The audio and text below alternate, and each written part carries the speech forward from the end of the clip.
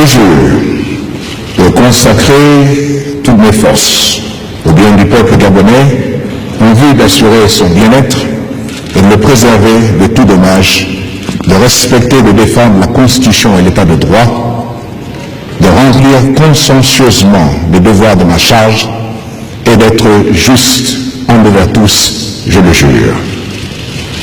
La Cour constitutionnelle prend acte de votre serment et vous renvoie à l'exercice de vos hautes fonctions.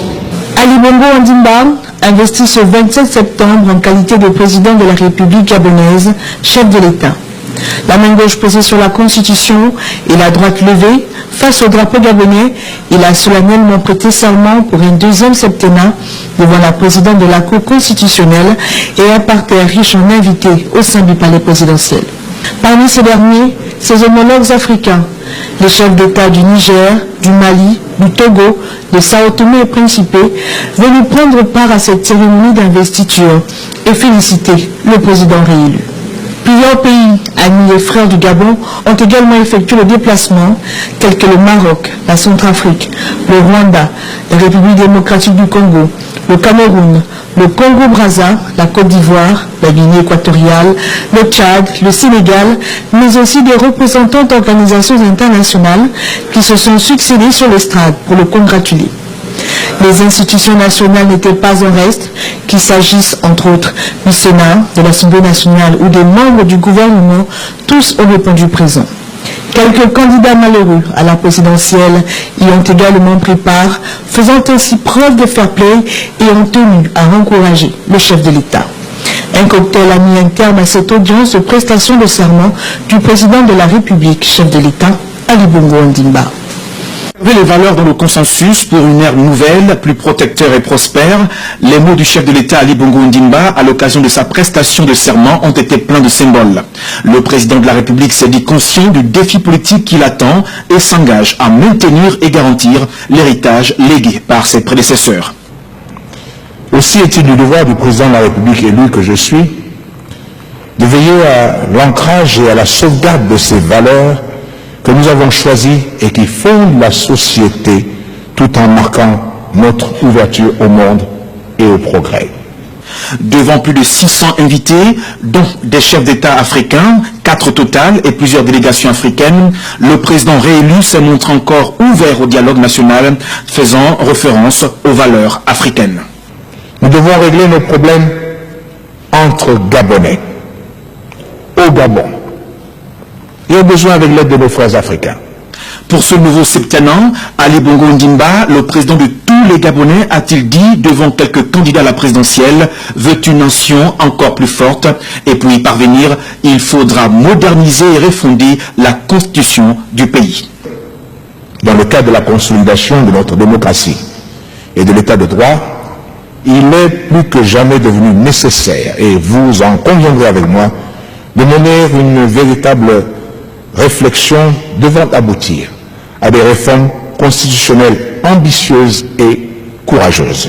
Le chef de l'État a par ailleurs déploré les événements malheureux post-électoraux tout en indiquant que le pays a besoin de tous ses enfants et toutes ses compétences. Onsima, Bruno Ben Moubamba, Gérard Elangema et Dieudonné Minlama Mintogo, tous candidats à la présidentielle du 27 août dernier, étaient présents à la cérémonie d'investiture du président gabonais Ali Bongo Ondimba.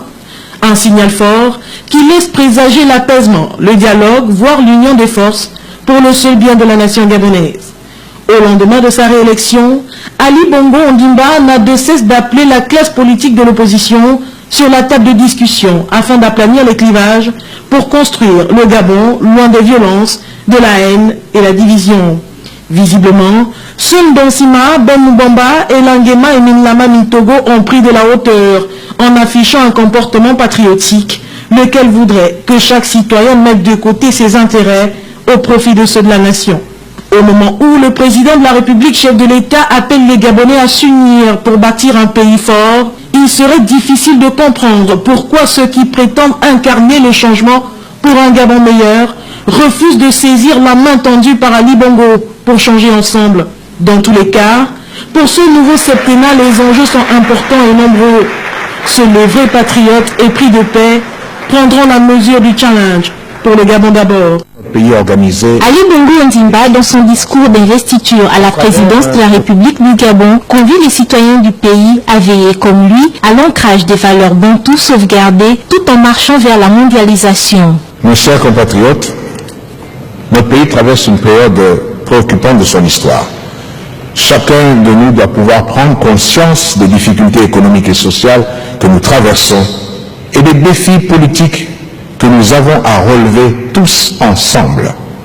C'est pourquoi, conformément à la tradition africaine en général, et bantou en particulier, j'invite toutes les forces vives de la nation à s'asseoir ensemble afin de trouver des solutions qui satisfassent nos compatriotes. La cohésion sociale fait également partie des valeurs à défendre car, dit-il, la tolérance est la mère de la paix et il n'y a pas de fatalité à la pauvreté.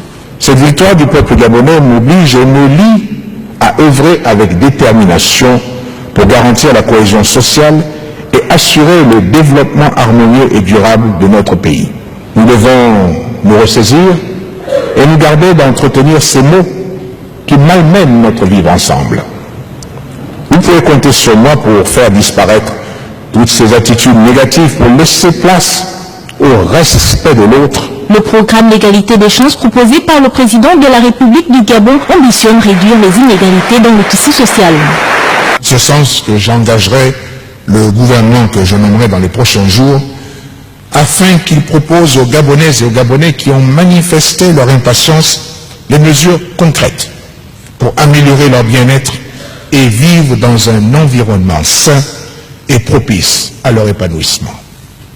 Je voudrais aussi rassurer nos différents partenaires économiques nationaux que nous resterons à leur écoute pour bâtir ensemble les nouveaux mécanismes à même de favoriser la création de plus de richesses et partant de plus d'emplois. Nous devons inévitablement refonder la confiance et offrir de nouvelles opportunités d'investissement. Pour cela, le gouvernement devra désormais tenir tous ses engagements. Ces mêmes engagements doivent être tenus à l'égard de nos partenaires internationaux qui ont choisi de faire confiance à notre pays. L'amélioration du climat des affaires doit demeurer une préoccupation de tous les instants. Mes chers compatriotes, dans le cadre de la consolidation de notre démocratie et de l'état de droit, il est plus que jamais devenu nécessaire, et vous en conviendrez avec moi, de mener une véritable réflexion devant aboutir à des réformes constitutionnelles ambitieuses et courageuses. Qu'il s'agisse des élections en 2 tours, de la limitation et la durée des mandats électifs, comme je l'ai déjà dit, tout devra être mis sur la table sans tabou ni soupçon.